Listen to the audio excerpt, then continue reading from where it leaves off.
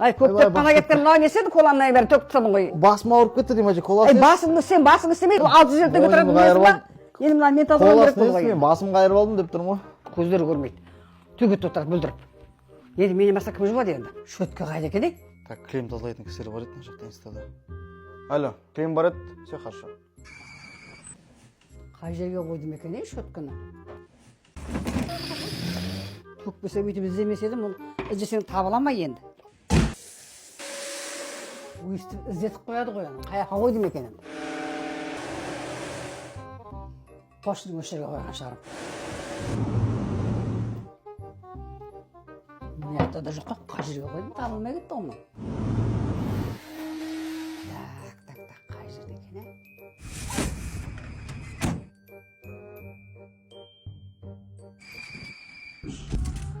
Бұның ішіне холодильник продукты қойды. Ой, мынау тұр ғой, мынау таппай жүрген. Шынды ма мынаны холодильникке сақтыңыз?